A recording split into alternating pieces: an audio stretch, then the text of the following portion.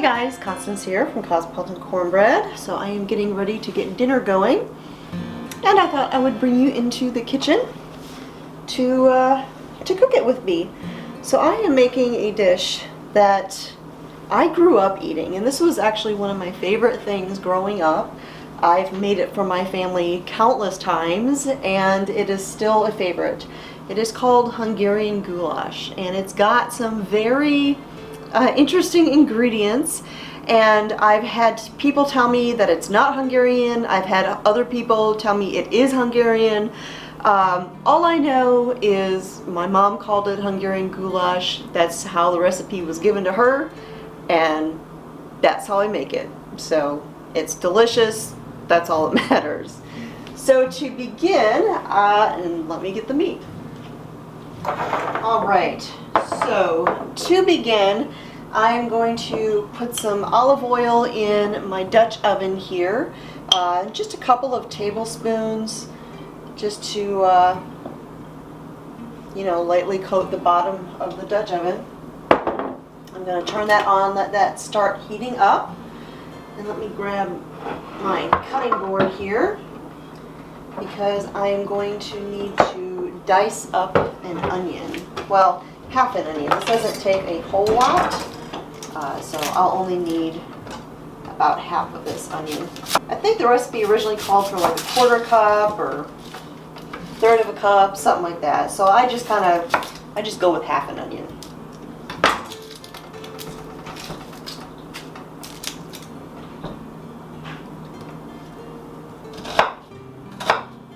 And I'm gonna chop this up, or dice this up, kind of fine, not minced, but kind of small.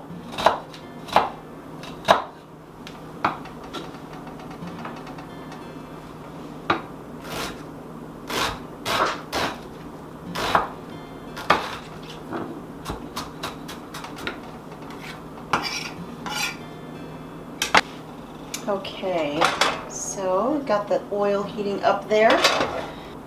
So I've got the oil nice and heated. I'm going to toss in my meat, and I'm going to toss in the onions.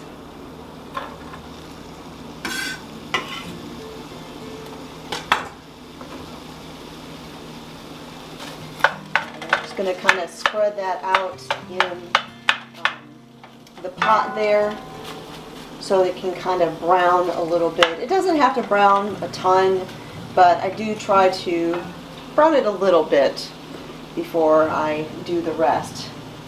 Alright, so I do not need my cutting board or knife, so let me set this over here. Alright, I need 1 cup of ketchup, and I know it's a weird ingredient, but trust me, it's going to be amazing when this is done cooking. Alright, so we've got 1 cup of ketchup. Now I'm going to add in some salt and pepper.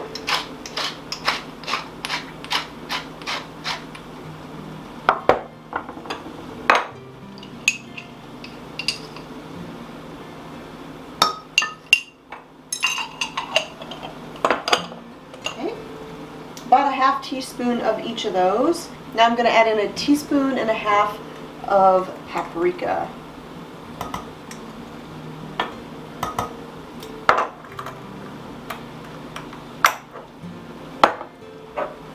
Half a teaspoon of dry mustard.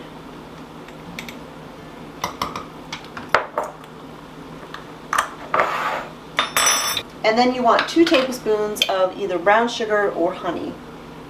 I'm just going to eyeball that.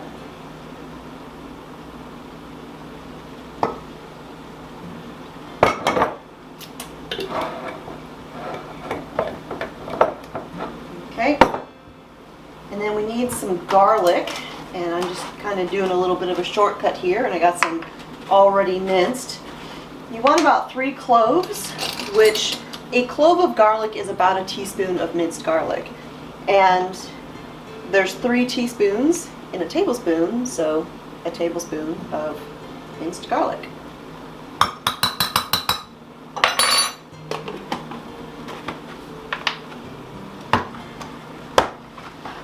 Okay, alright, so my stew meat over here is getting a little bit of color to it. So I'm going to go ahead and add in my spatula all of these ingredients that I just measured out.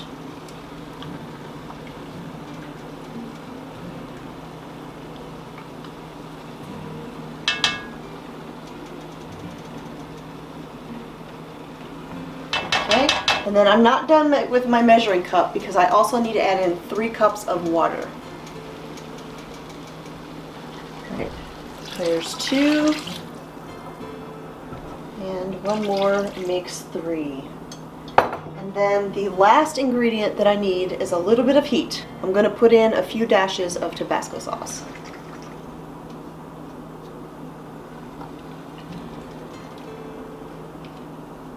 You can also use a pinch or 2 of cayenne pepper if you don't have Tabasco sauce on hand. I've done that many, many times.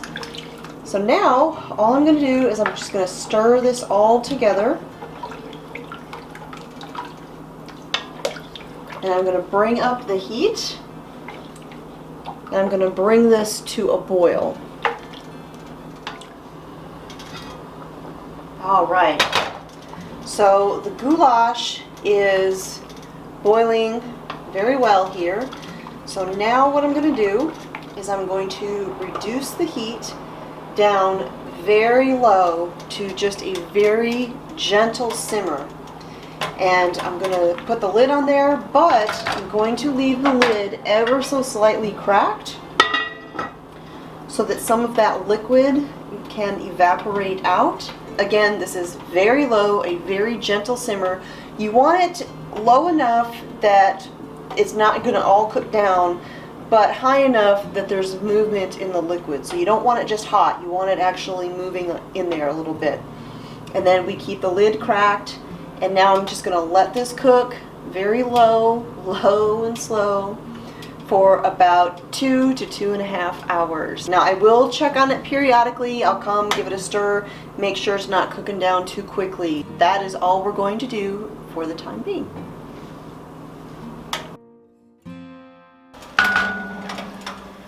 Alright, so the Hungarian goulash is finished over there. It's been cooking about, I don't know, 2.5 hours or so. And right now I've got a pot of egg noodles cooking right here. I've got the timer set for that. So I'm going to turn the heat up nice and high for the goulash because I want it to come to a full boil, because I'm going to thicken up the sauce that is in there. This Hungarian goulash, it's basically a super rich meat sauce made with the stew meat or beef tips, whatever you got on hand. It's pretty flexible. And you serve it over egg noodles. You could also serve it over spätzle or mashed potatoes. So there's all sorts of things you can do with this. So let's see, we got that boiling. So now I'm going to go ahead and mix up my thickener. I've got about 1/3 cup or so of cold water here, and then I'm going to add about 2 tablespoons of, I'm using arrowroot starch. You could use cornstarch. You can also use flour, though you might need a little bit more if you use flour. So I'm just going to whisk this so that it's nice and smooth and completely dissolved. And then I'll pour it into the boiling goulash right there. And stir that in. Now arrowroot starch thickens just as well as cornstarch, but sometimes it takes a little bit longer. It just might take a minute or 2, whereas cornstarch is almost instantly when you do that. And I have used cornstarch many, many times to thicken this. I just happen to not have any cornstarch in the house, and I do use a lot of alternative flours at times. So that is thickening up just a hair, so I'm going to go ahead and turn that down now because I really don't need this to cook anymore. I just want it to stay nice and hot, and all I'm doing is waiting on the egg noodles.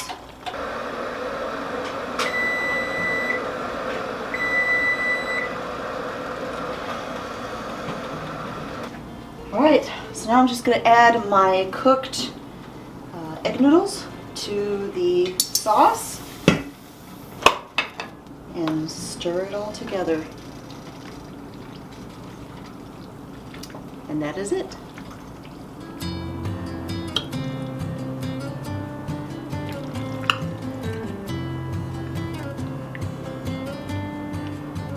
Alright you guys, so that is how you make the Hungarian goulash that I grew up eating since I was a little girl. Made many times for my family, and we still enjoy it to this day. So as always, you can find a free printable version of this recipe on my website, cosmopolitancornbread.com, and I will put a link to that recipe down below where you can print it out, save it on Pinterest, or however you like to save your recipes. So thanks for joining me here in the Homestead Kitchen. My name is Constance, and I'll talk to y'all next time.